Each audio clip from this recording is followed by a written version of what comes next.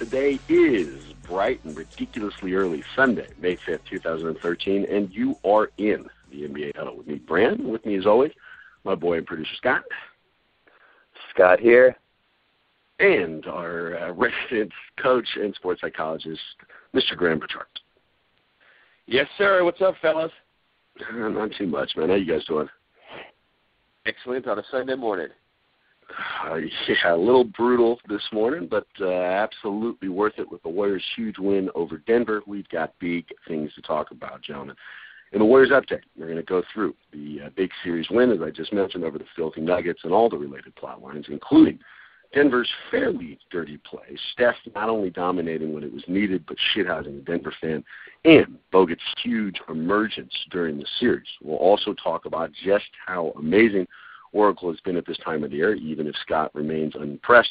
We'll bang the look around the league and instead get right back to one of my quickly becoming brand new favorite segments, Playoffs, baby, where this time we're going to break down the upcoming series against the Spurs. But first, a little bit of housekeeping. Now, I'm sure, as everyone can tell, we've got kind of a canned phone voice going this morning, and that's because, in fact, we are all on the phone. Scott, where are you at right now? I'm sure this sounds not too good, especially compared to the high quality of producing I can normally bring to the show, but I'm right now in Petaluma. Yet another wedding, yeah?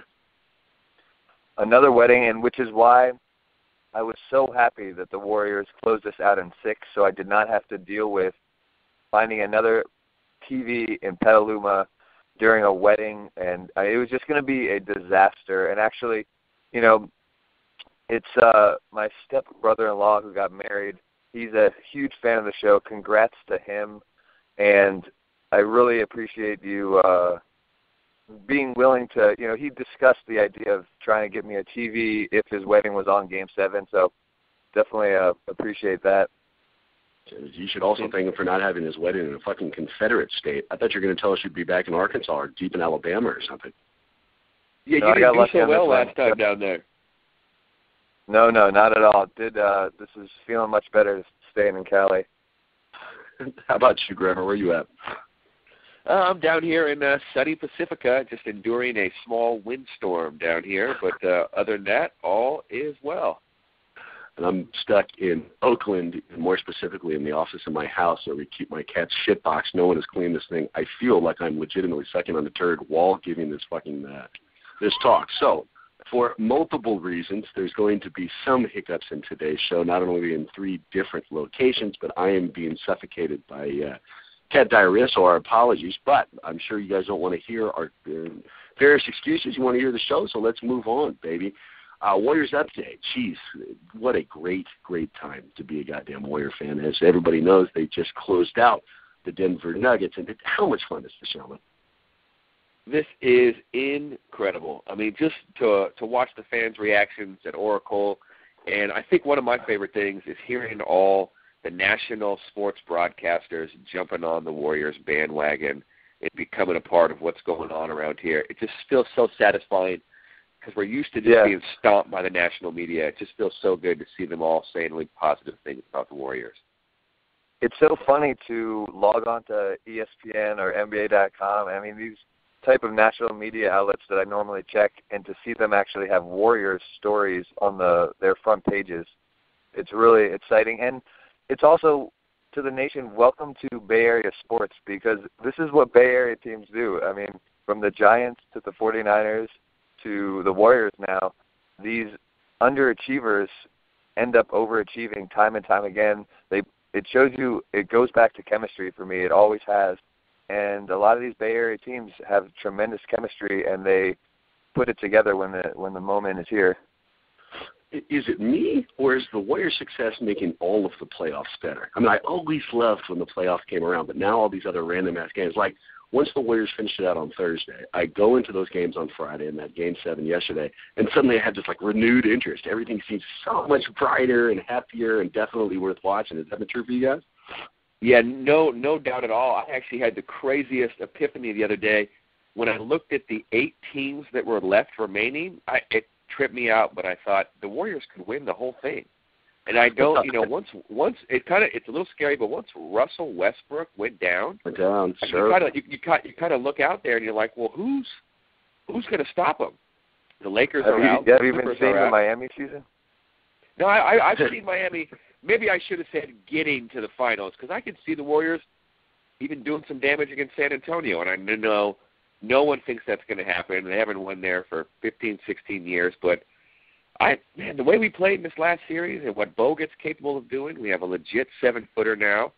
I mean, I saw an article. There's no question, and we'll get to the San Antonio breakdown. Let's get through the Denver thing really quickly. I think you're absolutely right. And just to follow up very fast to show you how shallow I am, Graham, when they won this last series and moved into the next one, I counted on my fingers, okay, how many teams are left?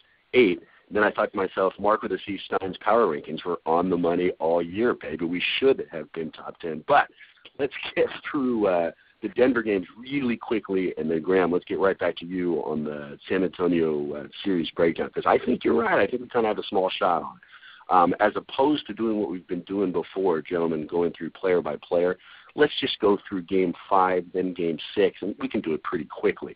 The first thing I wanted to give Scott shit about in Game 5 is the Denver crowd. Now, Scott, you've been on record telling us how amazing these guys are. In fact, you wouldn't even back down after we won both games at Oracle. Well, they went back to Denver for Game 5. Not only was that crowd not fucking impressive, it was only 60% full at the tip, and the Internet was ablaze with rumors that you could buy tickets for $3. Can we agree, finally, that the Oracle crowd is much, much better than that at Pepsi Center? I'll agree with one caveat. That Game 5 started at 6 p.m. On a night of a work week. And that's a little tough for a lot of people to get to on time. That place filled out eventually, but that's just a weird time for a game. Game 6 was at 7:30 on a Friday in Oakland. So you guys had it much easier as fans to get to that game on time and fired up. Wow, that sounds like the Warriors fans would have called in sick to work and showed up to the game like they're supposed to show up to. That's how it works. Exactly. If they had that game at 1:30 a.m. on a Sunday morning, we would have sold that bitch out. There is no question, although you got to give Scott some kind of credit for sticking to his ridiculously stupid and wrong guns. All right. Well, yeah, I guess I was wrong. I guess, let me just correct that. I think actually Game 6 was on Thursday, but still, it was at 7:30. Well, fair enough. I'm going to throw out that I think it wasn't only Denver's players who got their ass kicked in this series. It was their fans, too. The next big theory, or at least theme, of that Game 5 was how physical it got. At the end of it, both coaches came out, took some shots. Mark Jackson went so far as to say that Denver was sending hitmen after our boy Steph, that Kenneth Faried was purposely going after his ankle. When it went back over to Denver, they kind of did the, well, they started it response. Kenneth Faried, said they've been playing me-30 the entire time. And George Karl pointed out, look at the tape, you'll see that 90% of the dirty plays came from their side. Was this nasty? I mean, it's just like playoff basketball. I don't really think that it deserved all the attention for being as ugly as both coaches suggested. Man, I really love beating George Karl, and I've talked about one of my favorite things is beating people that think they're really good and think they're really competitive. And just the smugness and the way he talks and the way he called the timeout before, we were going to talk about it before David Lee came in the game. I just am so glad we whipped his ass and sent him home again in the first round. And already Mark Jackson is just a far superior coach than him, and immediately in his career has taken a team far past what George Karl has done the last 7-8 years. George Karl is a good coach, but I really enjoyed beating him and enjoyed beating Denver. Now, they whooped us in Game 5, and I think that's just all altitude. We got you think our they were game dirty? 2. Do I think they were dirty? I don't think. No, this is playoff basketball. No one got hurt. No one was damaged out there. Kenneth Faried gave Steph a few good bumps. Steph is fine. The only thing I thought was maybe a little dirty is when he looked like he was stepping underneath Steph's foot. I don't mind physical contact. You hit and you foul someone hard and you pound them. But putting your foot kind of near someone's foot and they have known ankle problems, I guess that's competition. If you can't beat them straight up and the other team's skill is far superior than yours, you got to do something besides skill, and that's what Denver tried to do. worked for a game, and ultimately they couldn't win the series. They weren't as good at basketball as the Warriors are. Warriors are a better team than Denver was, and that got proven over those 6 games. But I thought that was playoff basketball. It made it exciting. I like George Karl and Mark Jackson going at each other. This is great drama. This was Game 5 of a competitive playoff series, and it finally you saw some chippiness developing in Games 3 and 4, and it became official hatred in Game 5. And I loved it. I thought it was just physical playoff basketball, and I think that, if anything, the Warriors rose to the occasion as the more physical team and matched them, because you had Bogut he threw a serious shot at Fareed in his throat. Draymond Green also went pretty hardcore after Fareed. Those were the only 2 technical fouls that amounted out of any physical play. So the Warriors have shown all year that they can be physical. I would like Bogut to pick his spots a little better than doing it right in front of the official, but other than that, I thought this was fine playoff basketball, and I didn't like how Mark Jackson got fined after the game for talking about influencing the referees, which I've never even heard about. I actually like that fine. And before I touch on that, let me just say I agree on everything you guys just said.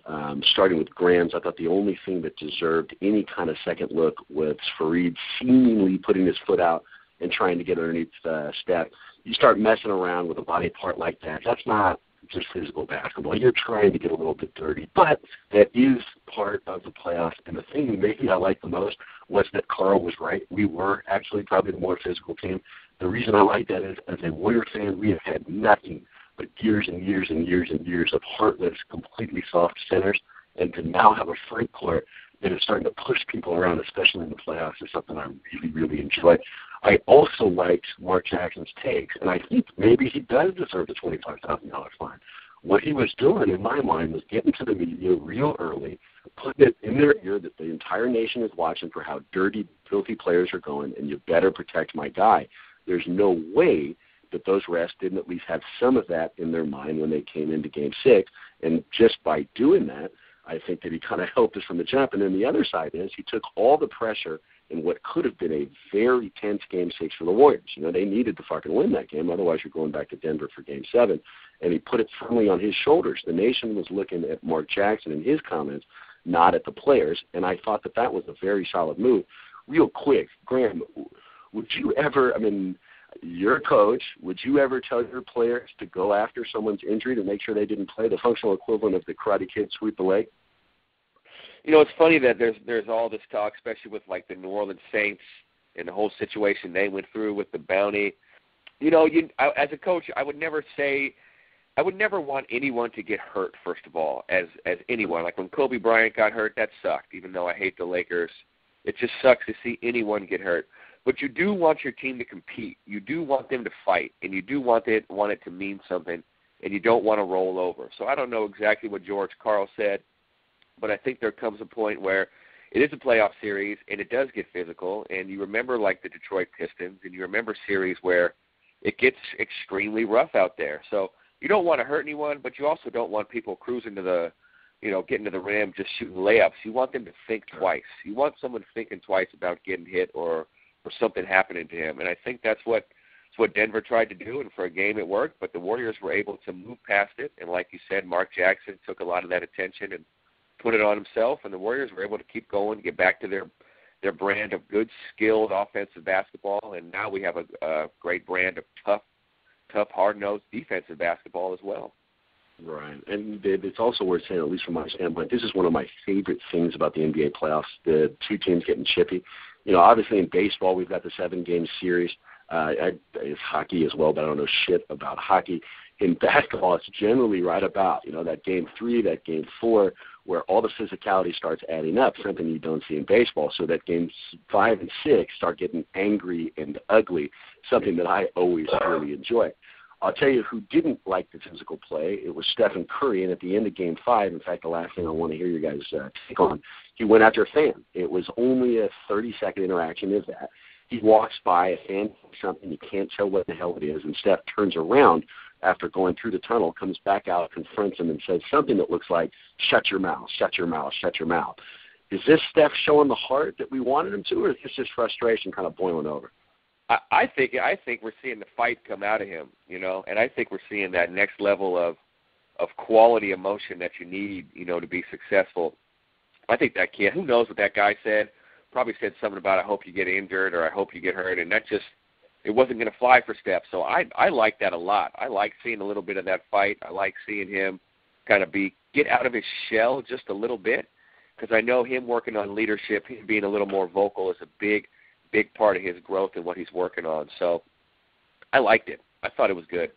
I think it was just frustration boiling over. He didn't have a good game. They lost. And these players deal with so much crap being said by the fans that it's almost amazing how often they do keep it together, because I'm not sure I would in many of those situations. Right. So I would actually like to see Steph have remained cool, calm, and collected. I think it looked like frustration. It wasn't just through the whole game, but they made this huge comeback, which, incidentally, I should say, that was the other thing that was really important about Game 5. Obviously, they lost it. It forced a Game 6, but they were down by 20 or something at one point, and to send the message they did by coming back within 7 was really important to the Game 6 win. But the Steph thing that really bothered me about it was Andries Biedrins. Now, weird take, but if you look at the tape of it, Biedrins walks by right after Steph decided to come back and talk to him. Well, Biedrins hasn't done a fucking thing all season. He hasn't played a single minute in the postseason. This is his big opportunity to make some kind of an impact. I would have liked to see old Andries just go after that guy. Just hit him in the face. Do whatever you need to do. Get that fan the hell out of that situation. Protect Steph and actually make an impact. So remember to you, Andries Biedrins, next time you see some kind of an opportunity to protect your player by doing something inappropriate and stand, go for it. You're not going to make an impact anyways. We don't need you on the floor as things stand. All right, Game 6, baby, much more important. This is the one actually we usually close out the series, and I was lucky enough to go back to the Oracle, so I went to this game. And I'm on record as how amazed I am at the Oracle crowd, and I thought nothing could match Game 3. It turns out I was absolutely wrong. Game 6 was not just as emotion-filled or passion-filled, but it felt bigger. Graham, I remember you asked me, were you guys standing the whole time when we went to Game 3, and we weren't. It took that crowd a little while to kind of get into it. That wasn't true for Game 6. This crowd stood from the second the ball was tipped to the second the confetti ultimately fell. And it was a damn impressive performance. And it was awesome to see. I mean, it just seems like Oracle's crowd is by far the best in the NBA. I was impressed by Oklahoma City last year with their crowd. But it just really feels like the Warriors, Warriors fans, we just wanted more. Is this becoming a podcast about NBA crowds? It's becoming a podcast for Warrior fans, actually. Good God, we've beaten the subject into the ground. I don't want to talk about Oracle. Just because you were hella wrong, it doesn't mean you have to get all fired up. The fans are great at Oracle. I love the all gold everything, but good God, I can't talk about the fans being great in Oracle anymore. Let me take you. You don't have to, Scott. We will. Exactly right. We waited for 7 fucking years there, Scotty, to have this opportunity. Now we're having our national come-out party, and you're throwing a bitch fit because we want to talk about it more than twice. You need to settle the fuck down and allow us to enjoy an experience that we've been fired up for years. And to that end, 2 more things I'd like to fucking point out. Let's direct the first one to you, Scott. Get a ticket and go. Because if you can, and that, in fact, is to everybody, whatever the cost is worth, get in the building, because this is a unique experience that does not present itself very frequently and is absolutely amazing. Now, second one isn't to the crowd or Scott specifically. This is to the father who was sitting in front of me. I am so sorry that you had to explain to your daughter what alcohol was because I was screaming so loud. It felt like the right move. I didn't use any expletives, so hopefully that went over. But I did get a little passionate. So, again, if you happen to be listening, sir, my apologies. I'm sure she's not scarred too badly. Yeah, but this one goes out to the father sitting in front of you, too. Look, deal with it. I got a daughter now, too. I bring her to basketball games. I bring her to get her used to that. Don't bring her to a playoff basketball game and think it's going to be a quiet, peaceful environment. You are mistaken, father. As a father myself, I have slowly been bringing my daughter to basketball games and working her up to the bigger games. That is so awesome. I'm going to play that little clip for my wife, who wasn't nearly as understanding. The game itself, Steph was amazing again. We've already used every superlative we possibly can for him. Instead, why don't we focus a little bit on Bogut, man? He bounced back from what was an exceptionally quiet Game 4, fucking dominated. He just makes us such a better team. I can't imagine that Lake have wanted anything more than what they've gotten from this guy, at least in that last game from that Monte trade.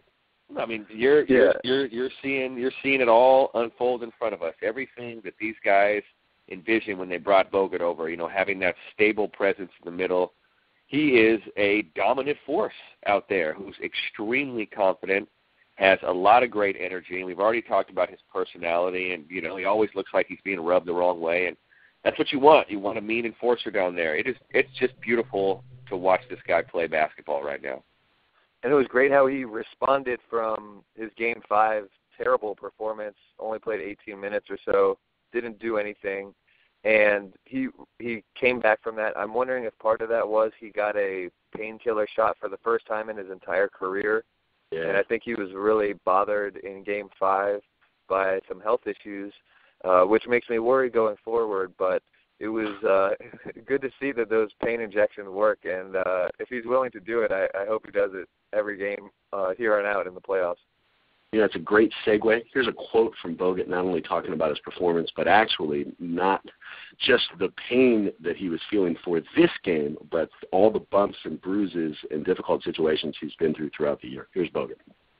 We had heard that you had tweaked your ankle in the previous game, and I saw you wincing at various times, but other than that, there was no evidence of it. How are you feeling?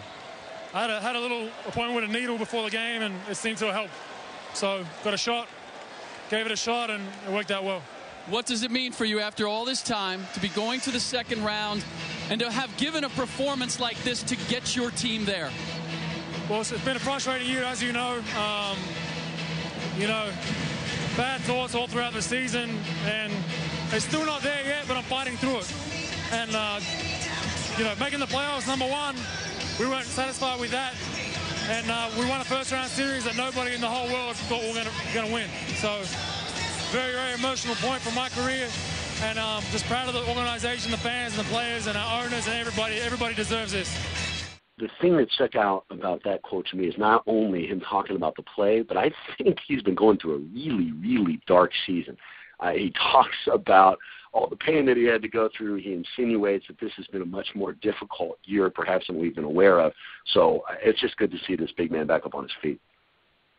It's really great to see, and you could tell when he couldn't play earlier this year, and with all the expectations on him to be successful here, it really bothered him that he wasn't able to go out there and play and kind of earn the money he's being paid. So you can tell he feels a deep sense of satisfaction for contributing to these wins and being a part of this team. And that's one thing I love about Bogut is you can really feel that this guy is really a team player, and he's all in for the Warriors being successful, and only feels good if he's able to contribute and go out there and be a part. And the more I watch this guy and see this guy play, man, I really fall in love with his game and his energy and everything he brings to the table.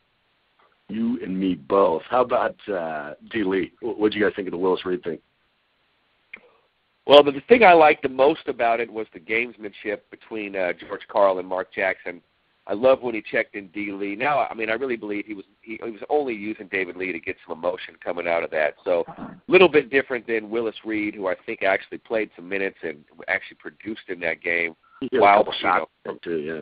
Yeah, with David Lee, you could tell. I mean, they played him for 90 seconds. He got the emotional burst from the crowd, but I really enjoyed how it forced George Karl to call a timeout. And I love seeing that little smile on George Karl's face. Like he couldn't believe that Mark Jackson was going to try to check this guy in, and he was like, oh, my God, now I got to call a timeout and burn one.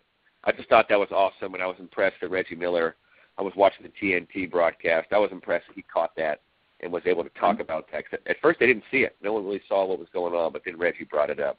I was disgusted by that move by Mark Jackson. Really, the theatrics are too much for me. This is ridiculous. This is a playoff basketball game.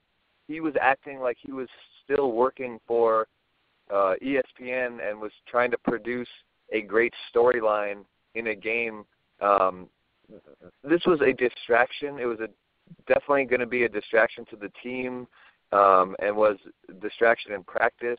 And the theatrics and the fact that it was even designed to get David Lee a shot in the same spot where Willis Reed took his first shot. Focus on playing the basketball game and preparing to beat the Denver Nuggets. Don't focus on the theater of this whole thing. And I will say, if this is designed to get the crowd fired up, then mission fucking accomplished. When he first came out into the warm-ups with all this shit on, was actually part of the layup lines, I was in the promenade. We were about to hit the bathroom and buy a beer, and rumors of his presence started circulating through that fucking promenade. I mean, it felt like aliens had landed in a half court. People didn't know whether or not to believe it. They didn't think he could actually be out there. So in an environment that was already as charged as I thought it possibly could be, David Lee's reemergence actually ratcheted it up a notch. And when he checked in, it served as just another kick in the ass to the crowd. So I can see what you're saying, but I disagreed. I thought it was a hell of an adrenaline shot. The other couple of things that deserve our attention before we talk about the Spurs, one, Draymond Green continuing to show the nation that he does in fact exist. This guy, I looked this up, missed 13 of his last 15 three-pointers during the regular season and then went 6 of 12 during this series. So that is unbelievable. And then finally, the other thing I want your guys' opinion on is the huge collapse at the end of the game where we tried to give up the 20-point lead that we had built. Let's start Draymond. You guys impressed? Oh, my God, big time. The thing that I'm impressed with Draymond is his confidence and this guy's willingness to put it on the line all the time and just let it rip. I mean, he's letting those shots go with no hesitation.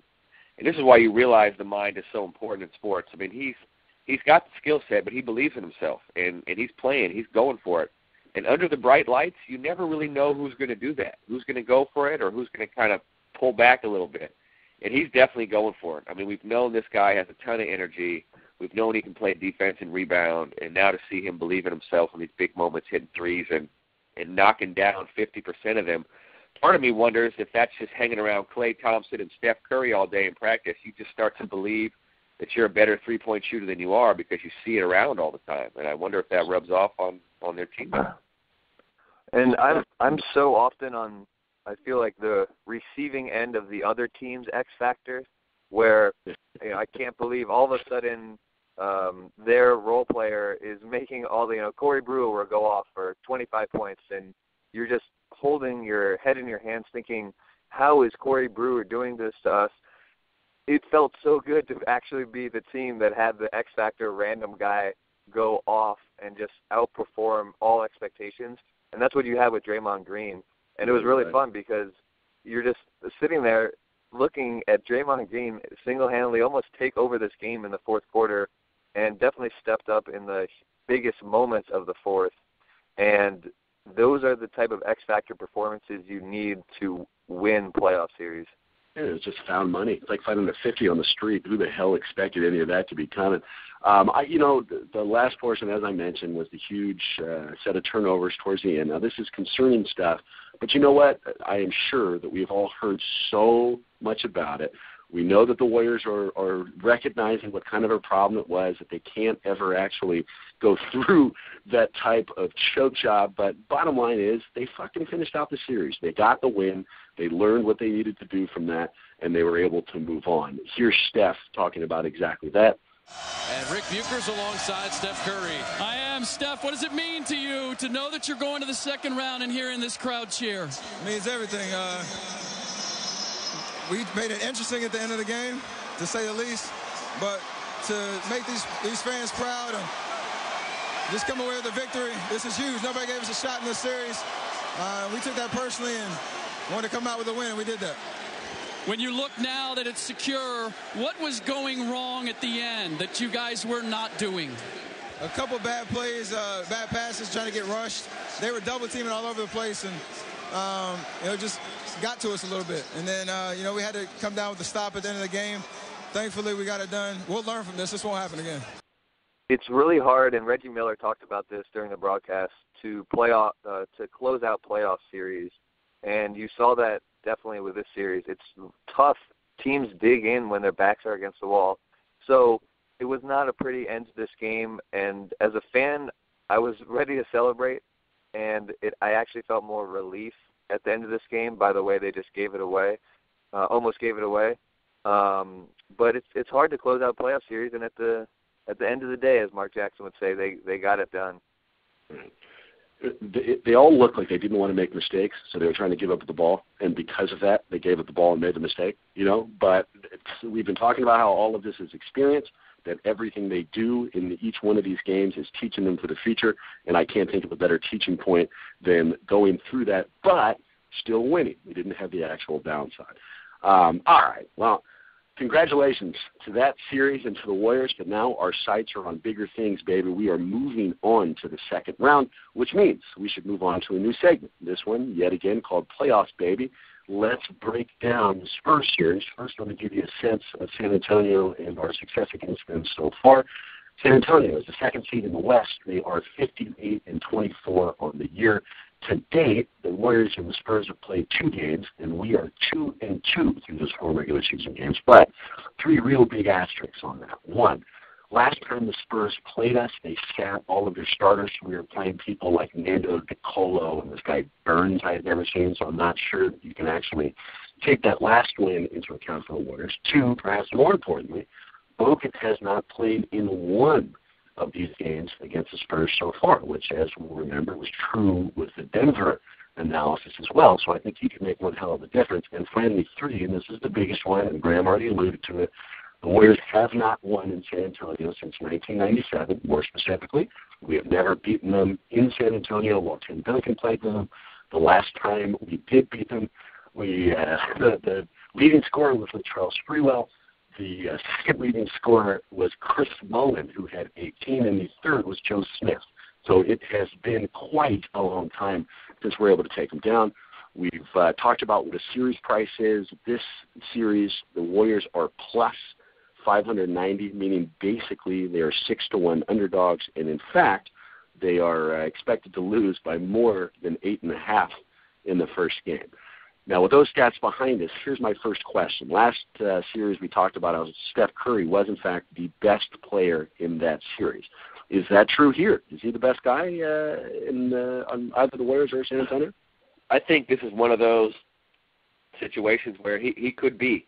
And the playoffs is where you make your name. And, Ginobili and Duncan and Parker, these guys are not on their rise up in the league. They're on their last hurrah, and they're looking to get their last run in the championship. So I do think Steph has the ability to be the best player on the court. He's just going to have to go out there and do it. The guy in this series who scares me the most is Ginobili. I just feel like he is just such a tough matchup problem, and he's just, if Harrison Barnes is going to be guarding him, we got a rookie going against a big-time vet pro guy who's been there, done that. So, but I do think that Steph Curry could and should be the best player on the court, and I think there's an opportunity out here right now to kind of end the Spurs run. I mean, their last 15 years, these guys have dominated the NBA, and everyone knows that they're one of the greatest teams of all time. But the Warriors are coming up right now, and this is their chance to end an old dominant team and kind of put themselves out on the map even more and really solidify themselves as we're here. Duncan and Parker are both better than Curry. And right now, Steph yeah. Curry is maybe, other than LeBron, the MVP of the playoffs. So saying that Tim Duncan is better than Steph Curry right now, I think it's foolish. I don't know how you see that he's a better player. It's the Curry stuff. It comes in flurries where he'll heat up. It's like Vinnie Johnson, the microwave, just steps up and all of a sudden goes off. Whereas Parker and Duncan will just perform consistently throughout the game. I'm still not convinced every game that Steph's going to be able to carry us and perform. I don't know. I don't think he's quite there yet. I will uncharacteristically agree with Scott on this, but I'm going to put it in a different way. I think as far as immediate impact on this series, I'm starting to lean a little bit towards Duncan on how he could probably dominate in the block on a game-by-game basis. But I'm also agreeing with you, Graham. If you gave me anybody to choose from right now off of all of these franchises and I wanted to start a team, I'm looking forward, not just for this series, then there's no question at all I'm taking Steph Curry. And I'll tell you what, it's not just his game, it's not just his youth, it's not just his contract. I think this kid's future is unbelievable. but I'm a little bit hesitant to say that we can absolutely count on him being the best player in this series. Now, boy, do I hope I am wrong, which leads us into, and we basically already said, I mean, player-by-player breakdown, Steph versus Parker. I mean, geez, what an amazing matchup. It's going to mean a lot to the ultimate series. I just said I do think that Duncan might make a bigger one, or impact rather, but I don't think Parker is. I'm going to take Steph over Tony in this matchup. Yeah, I mean, he just got done playing Ty Lawson. I mean, he's not faster than Ty Lawson. Lawson was going to work the entire time. Again, the problem is Tony Parker can't contest Steph Curry jump shots. Right. So he's not going to be able to guard Steph. Tony Parker can't. Tony Parker is getting to the hoop, running into people, trying to get fouls, trying to get to the free throw line and control the game like that. They're going to have a tough time guarding Steph Curry. I think Steph Curry's that guy. When he shows up into your gym, you're like, what do we do? Right. What do we do against this guy? We just saw George Karl do everything he could, and Steph was by far the best player on the court and by far the most dominant player of the entire series. So nothing they did worked or stopped him for a series. So Popovich knows what he's doing. But going into San Antonio, what are they going to do to him? How are you going to get him to miss shots is what I'm thinking. Because I just don't see that happening. And I don't see this Parker guy. Was an all-star, right? Yep. Parker was an all-star. I mean, he made it over Steph, right? I mean, he made it over Steph. Subplot. Yeah. Yep. But I just think Steph's the best player on the court. I mean, Tim Duncan. How about you, Scotty, at the point guard slot? You sticking with Steph, or do you think Parker's better? Well, I'm definitely picking Parker because I think he's a better player, and he's got playoff experience and has the veteran savvy to, even though he's not as quick as Ty Lawson, sometimes it's not all about quickness, as we saw with Andre Miller. Fair enough. How about shooting guard? Kind of an unusual matchup. I'm not sure if Jack is going to stick with the small lineup, but for the purposes of this episode, will. Jared Jack versus Danny Green. Both kind of nondescript names. Only because I'm a homer, I'm sticking with Jared Jack. Yeah, I like Jared Jack too. I mean, Green can definitely play, but I don't see him being a huge factor either way. Yeah, this is kind of a push for me. I'll go to Jack because he's from Washington, D.C. At small forward, we have kind of another interesting subplotted lineup, Klay Thompson versus Kawhi Leonard. The reason that it is interesting to me is that the Warriors picked Klay Thompson ahead of Kawhi Leonard in the 2011 draft. I really like Leonard. I think that he's going to be an X factor in this series. In fact, I think you're going to see him guarding Steph every now and again. So, unfortunately, I think I'm going to give a very slight edge to Leonard, although I think Klay wakes up and shows us the offensive game he showed us in games 1 and 2 of the Denver series. Yeah, I'm going Klay Thompson on this one. I think he has a monster series. I think this guy is going to have a monster shooting series and once again show that Scott is just foolish for thinking he should ever trade this guy. I'm going to go with Leonard on this one. I think that he's going to have a bigger impact on the series. All right. At power forward, again, assuming that we stay small, we got Harrison Barnes versus what would be Thiago Splitter, but Thiago's actually doubtful for game 1. He's got an ankle injury, so it'll probably be Boris Giant Man Teddy Diaw. For me, there's absolutely no question. Harrison Barnes really enjoyed one hell of a breakout series, is slowly becoming the player I thought he was going to be, and I think we're going to see that evolution continue here. I go HB. Yeah, I'm with you with Harrison Barnes. I mean, he really had a great series against Denver, and if this guy just keeps building, keeps believing in himself, there's really nothing he can't do out there on the court. I gotta jump on and agree with all you guys because Harrison Barnes is gonna eat up Diaw. That's the biggest mismatch in favor of the Warriors. And hopefully he'll be another X factor. Center. Bogut versus Duncan. This is obviously going to be one hell of a pivotal point for this series. I love Bogut. I mean, he's given us everything we want. He's given us a nasty Australian edge. I have so much respect for Duncan as well. This is a difficult decision, but Duncan is, in fact, one of the greatest to have ever played the game. As much as I love the Warriors, you got to give the nod to Timmy. Well, if you're thinking about, what he's done previously, for sure. I mean, Tim Duncan, like you said, is probably the greatest power forward ever to play the game. Graham, don't do this. I love you, Don't Graham. do this. Finish it out, buddy. Go ahead. Yeah. No, I'm definitely going there. I'm definitely going with it. If you go by history, Duncan is definitely the best player. But I look at Bogut. I don't see Duncan going out there and getting 30 and 20 on Bogut every night. Like I don't see that happening. I don't see him going out there and dominating him. Duncan had one of his best seasons of his career this year. Yeah, and he's never played Bogut this year, so I'm not worried about it. For some reason, Duncan is not the intimidator to me. Have we mentioned Ginobili yet? Did we talk about that? No, he'll be on the bench, and he's our next question. I mean, you have to admit, Scott, that there are no 7-footers left in the league defensively. So Duncan's amazing run through this year, because you're right, he's had an amazing year, but it hasn't been against people the size of Bogut. He has not been playing anybody with the physicality or the type of attitude that Andrew Bogut brings to the table. In fact, nobody has for the last 2 years because Bogut's been gone. He's back. There's a good reason to believe what Graham is saying isn't totally off base. Now, the one thing Bogut has, Duncan's got a massive advantage, and I think the refs, he's going to get some calls. And he's so skilled offensively, I can just see him drawing fouls. He's not more athletic than Bogut at this point. He doesn't move better than Bogut at this point. He's not stronger than Bogut. He's not bigger than Bogut. And he's got a 15 to 18-foot bench. Yeah, definitely. I agree that it'll be probably the slowest NBA matchup you'll probably see in the playoffs. You give the nod to Duncan then?